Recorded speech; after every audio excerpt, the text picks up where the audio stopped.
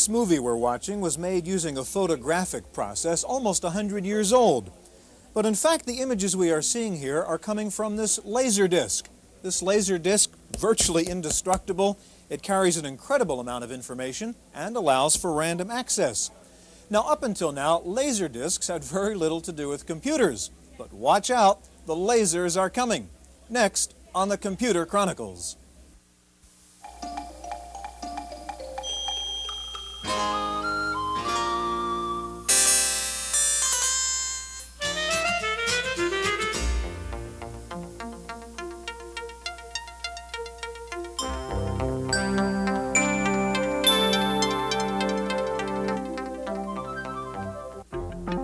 The Computer Chronicles is brought to you in part by McGraw-Hill, publishers of Popular Computing, the magazine that gives readers an understanding of the technology and applications of microcomputers and software in office, home, and classroom.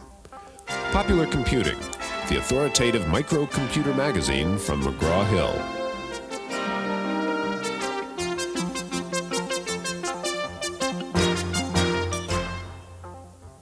Welcome to the Computer Chronicles. I'm Stewart Cheifet. This is Gary Kildall, and the subject today is laser discs and computers.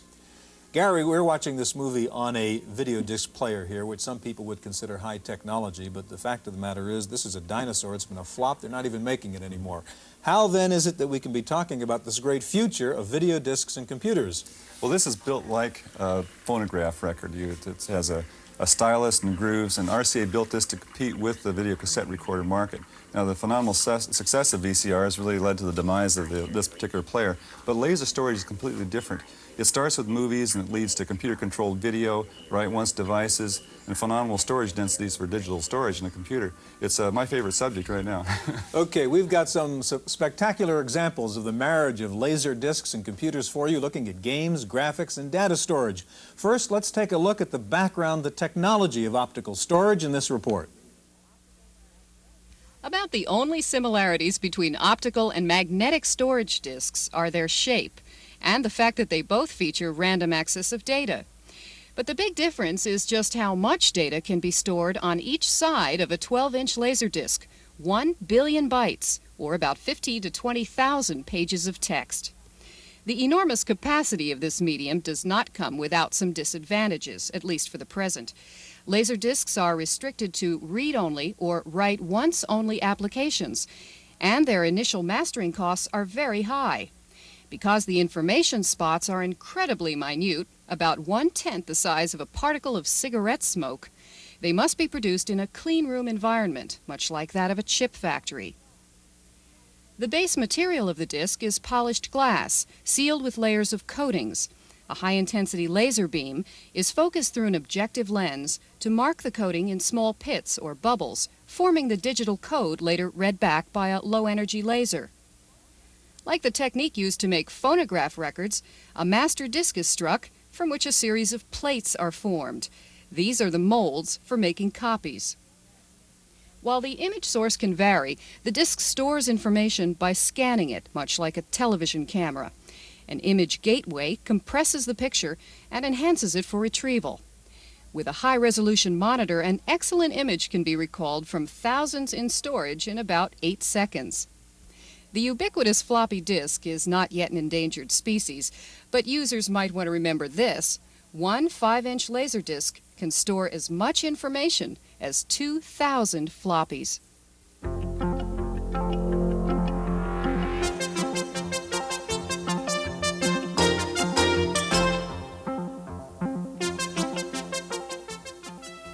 Joining us now is Jeffrey Tully of Pioneer Video, makers of video disc systems, and also Vladimir Langer of Sony, makers of compact discs for computer storage. Gary? You know, as I mentioned earlier, storage with laser storage technology is my favorite subject, so I have to leave plenty of time for the guest talk. You can go first, Gary. Okay. I wanted to mention, first of all, is to kind of define the two different areas we're going to talk about. One of them is the full-size laser disc, and this is the sort of thing we see movies on, for example. And then there's a smaller compact disc, which I have here in my pocket, that was built basically for audio. Now, both of these devices are capable of storing digital information. This full-size disc could hold as much as, say, 1.5 million or 1.5 billion bytes of information, which is about the size of a law library. And the smaller one holds the equivalent of about 10 encyclopedias. Just on the one disc. Just on that one disc. Now this happens to be a disc that's a write once disc. It can be written one time. It's built by a company called Optical Disc Corporation, but most of these are read-only memories. Now Vladimir has an interesting device here, the Sony CD-ROM, and I'd like to turn it over to Vladimir to explain that. The CD-ROM is basically a disc which is manufactured by the same process as the audio compact disc. The only difference is that the CD-ROM is containing a digital data purely for computer processing. This innocent-looking disc can carry 540 megabytes of data. This particular disc has been pre-recorded. About 40% of the surface, single surface, has been used, and it contains the entire records of the 24th Olympiad in Los Angeles. Mm-hmm. Now what about the drive that holds this? What are the characteristics of that particular drive? The particular drive is just a very simple mechanism, again identical to the consumer already popular item, the CD compact disc. It's packaged in a 5 1/4 inch floppy format, which is a box of about 8 inches deep. So it looks about like the floppy drive that you normally see on a small personal computer thing. Exactly. Now what about the price? It seems like it'd be very low price if we're talking about basically the same mechanism then as a computer, as a compact disc. Obviously this item is going to be marketed in the OEM market, which will be then the product will be incorporated in other manufacturer product. We're talking about 50 cents a megabyte. So the cost is not in the technology, but it's mostly in the information that's stored on that device. Exactly. When, Vladimir, are we going to see a computer with this compact disc storage system in it? We are making the evaluation units available first quarter of 1985, and we expect to have a few major customers by mid-85. So we'll see them actually in computer systems probably in the latter part of this next year. This year. And the major advantage, again, over magnetic storage?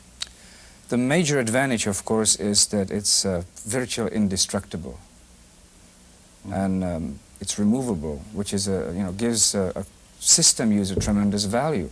Today, the high-capacity discs are basically captive. The Winchester type of generation, they're sealed in a pure environment.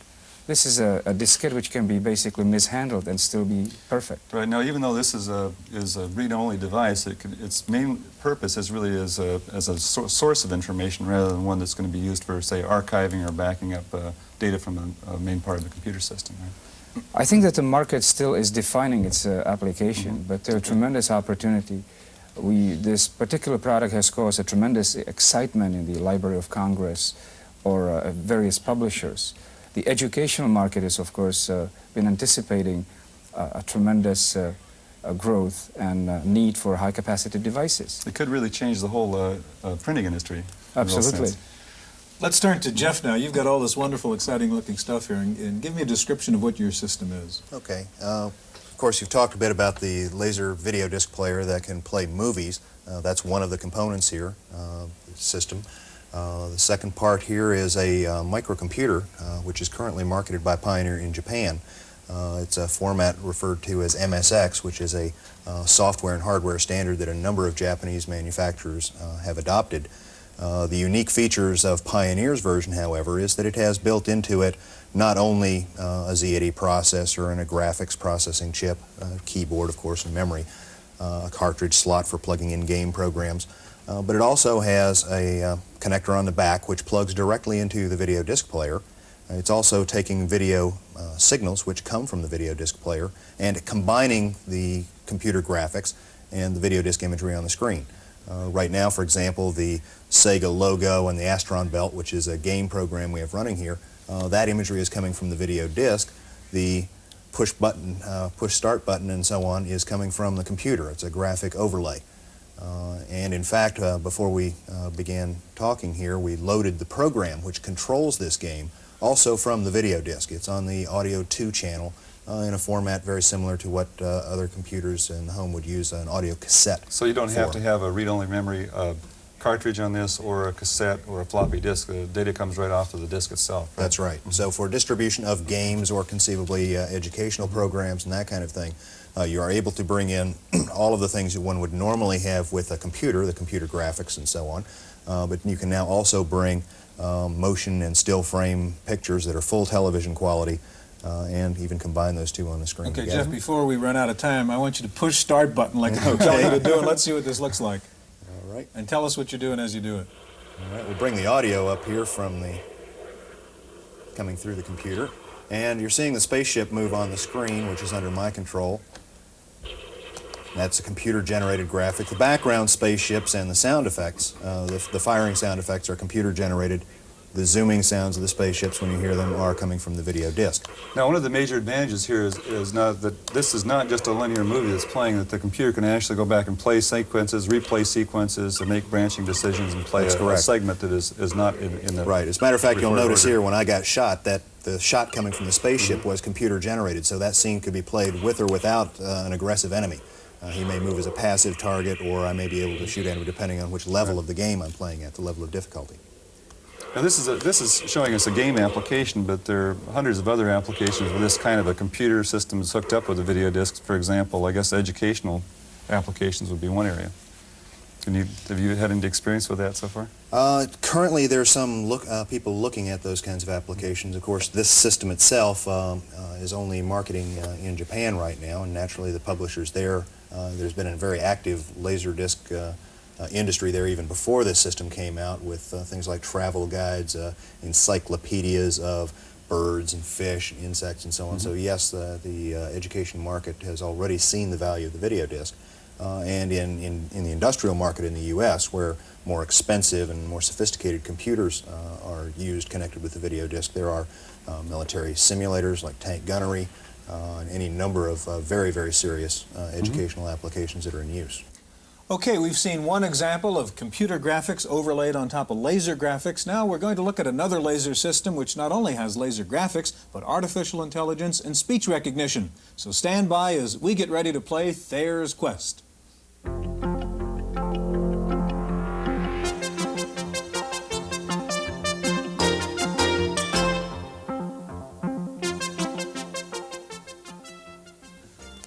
Joining us now is Rick Dyer. Rick is president of RDI Video Systems, and Rick was the one responsible for Dragon's Lair.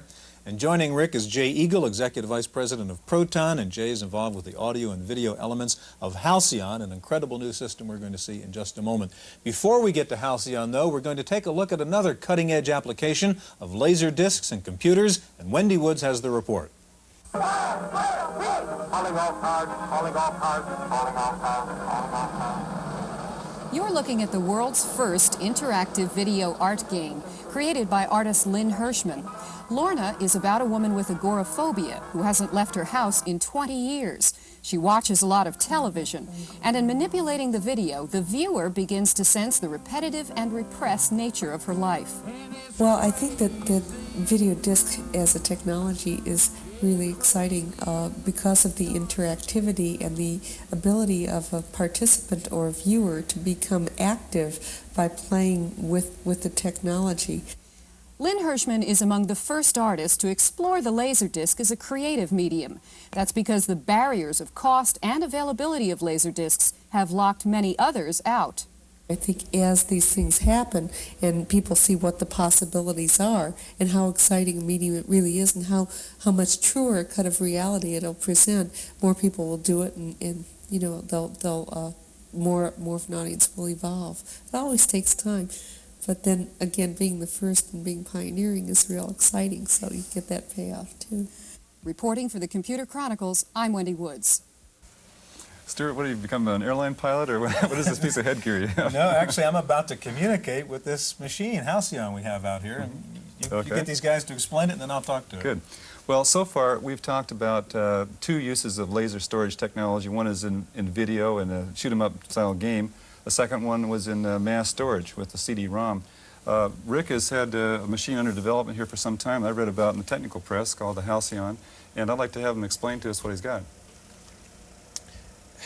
Halcyon is basically, well, it's hard to communicate to the people that have never seen the product because there's nothing to relate to it. I guess the best way would be to use, if you remember the movie 2001: A Space Odyssey, there was a computer in that movie called Hal. And with Hal, you were able to talk to Hal. Hal could talk back to you. Hal would recognize your voice and say your name. Hal had intelligence, he could learn, and he could control functions within his environment, and that's what Halcyon's all about. That's what Okay, it's so the capable of. elements of Halcyon that are similar to Hal, let's say, would be the speech recognition, the speech synthesis, and some form of intelligence or learning. That's going correct. on. Okay, good. Now, how important is the laser disc component to this? Is the laser disc just carrying the pictures here or the logic? The laser disc is really carrying both. It contains information where the computer is presenting you with situations. You have to think and make the decisions as far as how you want to handle them. Okay, now this I understand is the very first time you're actually showing off Halcyon on television anywhere. Let's get going. Show me what this thing can do. Okay, I think maybe the first thing is we'll just turn him off and turn him on. As you remember, you were talking with Hal before, so now when we turn him on, all you have to do is say your name. He will recognize your voice and recognize who you are. Okay. So Welcome to Halcyon. Do you want to play Sayer's Quest? yes. Yes. If I have your voice print, please say your name or else press any key. Stewart. Nice to see you again, Stewart Cheifet. Can I call you Stewart? Yes. Yes. Okay, Pretty Stewart. impressive. Isn't that a little bit Last familiar? time you played your score was 764. It's referring to the last time. That's right. I played. 50,000. And I did pretty poorly. Do you want to continue your game? Yes. Yes. Please insert the disc for part 1 of Sayer's Quest. And now we'll see some pictures, Rick.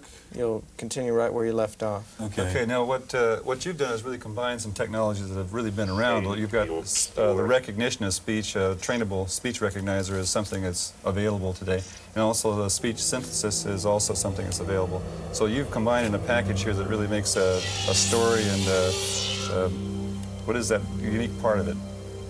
Well, first of all, I think the speech recognition is the most advanced speech recognition that's ever been put on the marketplace. Yes, there has been speech recognition. There has never been speech recognition of the high caliber that this has.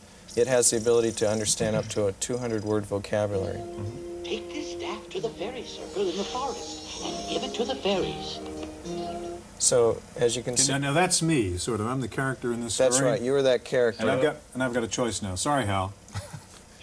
Let's go to the forest clearing. 1. What? 1. Speak consistently, Stewart. 1. Sir, 2. 2. Is that okay? I mean, Sure. Try this different storyline. Oh, fellow. Who are you? Nigel the Huntsman. I know much of these woods. For example, I know that the Crystal of Lothar will enable you to overcome the familiars. Come back sometime and I'll share a story with you. So the character just gave you some information. okay. And we're not moving linearly through the story then, right? I mean, it's branching depending on what That's correct. happens. Say again. When you're talking, he's listening to you. Sorry, Hal. You want me to unplug you so he Yeah, can't hear sure. you? I think we've gotten that point across. Now, what sort of learning goes on with Halcyon? Halcyon learns what your strengths are, what your weaknesses, what you like. And as you get involved in this adventure, whatever it is, whether it's learning history or playing football or in a fantasy like this, he will ask you questions and learn about you. And as you go through time, and the more you interact with him, the more he learns about you as a personality. Is there artificial? You were mentioning that there was some artificial intelligence use in the machine. Does it actually extrapolate or anything beyond beyond? Well, it asks questions from recognizing? you, and it learns based on your So answers. It recognizes the words that you've. Now, each time that you come up, another user comes up, then you train it for a separate set of words. Then. That's correct. Okay. So when I was talking to it, it knew my history from the previous playing session to some degree. That's right. What applications are there? I mean, this is a fascinating, sophisticated adventure game, but what applications would there be for Halcyon beyond that? I think maybe. I think Jay. that the relationship to 2001: A Space Odyssey and the HAL 9000 computer is applicable here too for future applications of the technology, because as Hal in the spaceship was able to control the environment in which he operated through communications, and by the way, communications were conversation with the human element, the same thing will happen in halcyon technology. The next generation of applications will clearly be communication between the user, the consumer who operates halcyon, and the ability for halcyon to control the audio-video system, open and close the doors. That has a calendar clock built in, so halcyon, So for you're saying example, basically could, this is the tip of the iceberg. This is the starting point. We certainly don't want to promote it as a HAL or an AI machine in that sense. At this point, what you're basically doing is getting things rolling in a sense of speech recognition, synthesis, and so forth. HAL already has the artificial intelligence. What Jay was referring to is that HAL has already designed into him the ability to interface with any home computer or external peripheral or device that he can control or get information from or give information to. Right. So it's available in real now. But from in a sense of what we call traditional AI, it really doesn't satisfy that criterion now. It's a sense of real intelligence. I think that'd be fair to say, wouldn't it? I think to the degree that intelligence is necessary for it to be useful in many ways to the consumer, it has real artificial intelligence.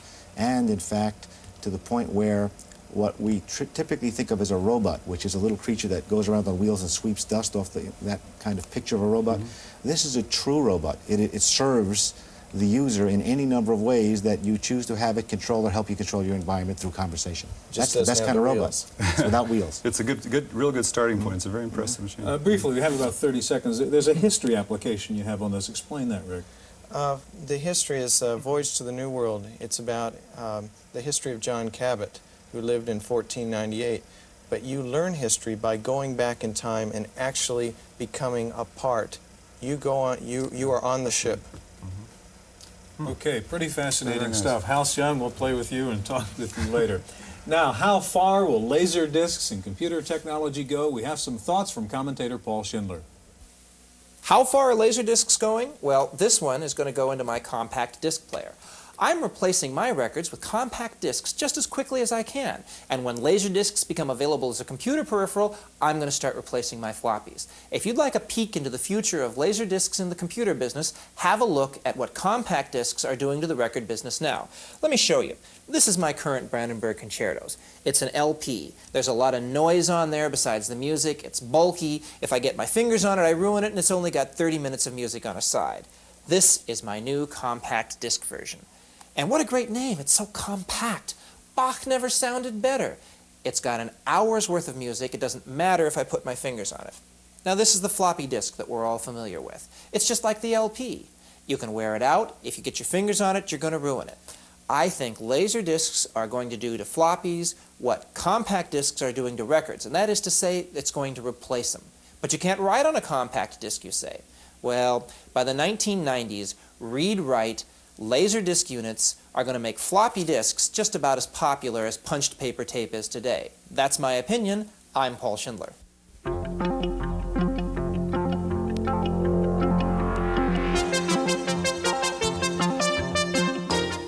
In the Random Access file this week, want to buy a cheap PC Junior? You'll be hearing a lot of that these days as 300,000 PC Juniors join the ranks of the orphaned computers. IBM has announced it will stop production on the PC Junior, admitting failure in the low-price home market. IBM said it will continue to support the Junior. It was not clear whether Big Blue has in mind a new machine for the home market. TopView is IBM's new multi-window user interface, but a new startup in Oakland, California says it has a new MS-DOS interface called Panorama, which tops TopView.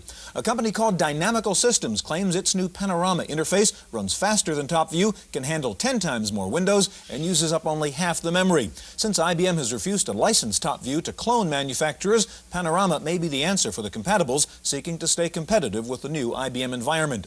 Meanwhile, IBM is continuing its push into the software field with the entry of 22 new programs, all priced under $150, most priced under $20. The Japanese have finally agreed to protect U.S. software Japan's computer industry had been holding out for only a 15-year copyright term and a compulsory license to Japanese companies. However, the new proposal allows for a 50-year software copyright in Japan with only limited domestic copying rights.